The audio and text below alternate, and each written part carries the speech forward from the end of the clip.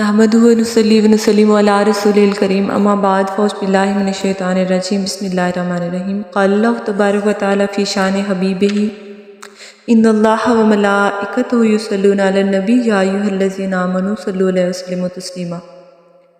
آج کا میرا ٹاپک ہے امہات المومنین میں سے حضرت عائشہ صدیقہ رضی اللہ تعالیٰ عنہ پر کہ آپ صلی اللہ علیہ وسلم کی 11 ازواج مطہرات میں سے اور 11 امت کی ماؤں میں سے ایک حضرت عائشہ صدیقہ ہیں۔ حضرت عائشہ رضی اللہ تعالیٰ عنہ یہ امیر المومنین حضرت ابوبکر صدیق رضی اللہ تعالیٰ عنہ کی نور نظر اور دختر نیک اختر ہیں۔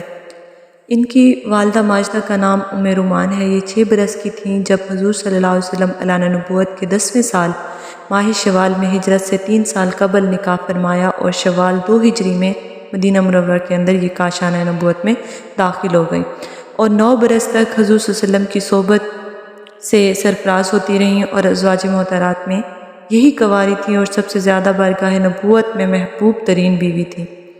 حضور اقدس صلی اللہ علیہ وسلم کا ان کے بارے میں ارشاد ہے کہ کسی بیوی کے لحاف میں میرے اوپر وحی نازل نہیں ہوئی مگر حضرت عائشہ رضی اللہ تعالیٰ عنہ جب میرے بستر نبوت پر سوتی رہتی تو اس حالت میں بھی مجھ پر وحی الہی اترتی تھی۔ بخاری مسلم کی روایت میں ہے حضور صلی اللہ علیہ وسلم نے حضرت عائشہ رضی اللہ تعالیٰ عنہ سے فرمایا کہ 3 راتیں خواب میں یہ دیکھتا رہا کہ ایک فرشتہ تم کو ایک ریشمی کپڑے میں لپیٹ کر میرے پاس لاتا رہا اور مجھ سے یہ کہتا رہا کہ یہ آپ کی بیوی ہیں۔ جب میں نے تمہارے چہرے سے کپڑا ہٹا کر دیکھا تو ناگہاں وہ تم ہی تھی۔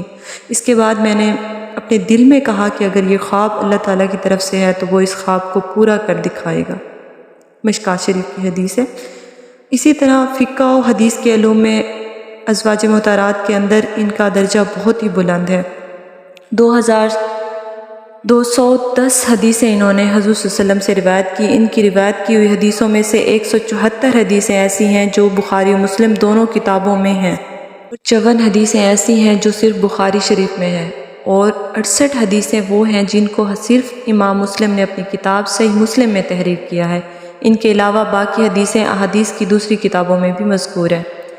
ابن سعد نے حضرت عائشہ رضی اللہ تعالیٰ عنہ سے نقل کیا ہے کہ خود حضرت عائشہ رضی اللہ تعالیٰ عنہ فرمایا کرتی تھی کہ مجھے تمام ازواج مطہرات میں سے ان پر یعنی ایسی 10 فضیلتیں حاصل ہیں جو دوسری ازواج مطہرات کو حاصل نہیں ہوئی۔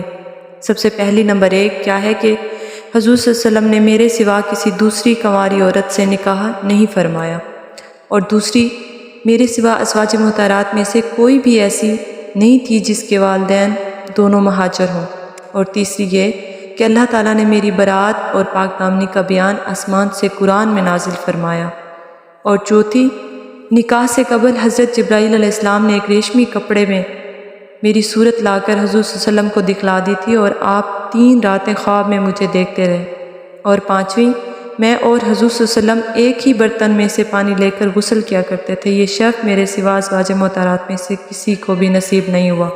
اور 6 حضور اقدس صلی اللہ علیہ وسلم نماز تہجد پڑھتے تھے اور میں آپ کے آگے سوئی رہتی تھی۔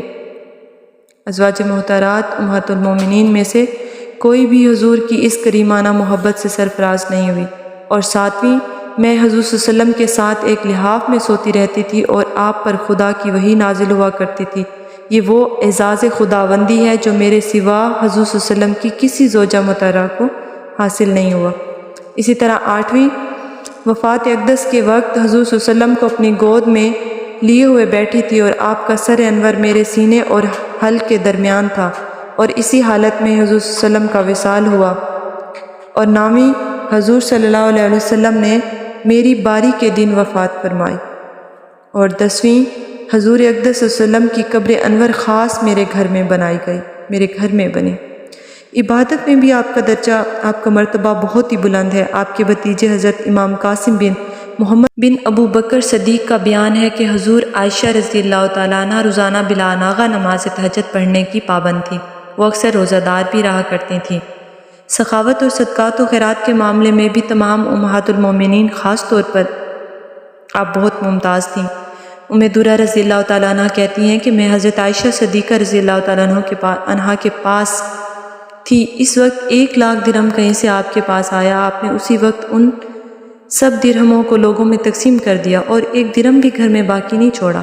اس دن وہ روزہ دار تھی۔ میں نے عرض کیا کہ آپ نے سب درہموں کو بانٹ دیا اور آپ نے ایک درہم بھی باقی نہیں رکھا تاکہ آپ گوشت خرید کر روزہ افطار کرتی۔ تو آپ نے فرمایا کہ تم نے اگر مجھ سے پہلے کہا ہوتا تو میں ایک درہم کا گوشت منگا لیتی۔ حضرت زبیر رضی اللہ تعالیٰ عنہ جو آپ کے بھانجے تھے، ان کا بیان ہے کہ فقہ و حدیث کے علاوہ میں نے حضرت عائشہ رضی اللہ تعالیٰ عنہا سے بڑھ کر کسی کو اشعار عرب کا جاننے والا نہیں پایا۔ وہ دوران گفتگو میں ہر موقع پر کوئی نہ کوئی شعر پڑھ دیا کرتی تھی جو بہت ہی پرمحل ہوا کرتا تھا۔ علم طب اور مریضوں کے علاج معالجے میں بھی انہیں کافی بہت مہارت حاصل تھی۔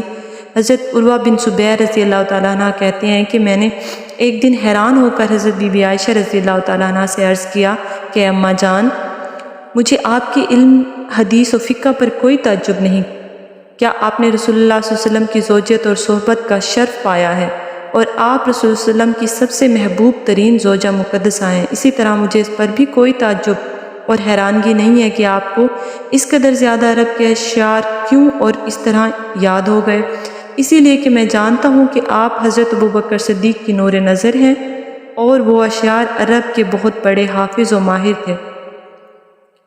مگر میں اس بات پر بھی بہت ہی حیران ہوں کہ آخر یہ طبی معاملات اور علاج و معالجے کی مہارت آپ کو کہاں سے اور کیسے شرف میں نصیب ہوئی، اور آپ اس میں اکثر علیل ہو جایا کرتے تھے اور عرب و عجم کے طباء آپ کی دوائیں تجویز کرتے تھے اور میں ان دواؤں سے آپ کا علاج کیا کرتی تھی، اسی لیے مجھے طبی معلومات بھی حاصل ہو گئی ہیں۔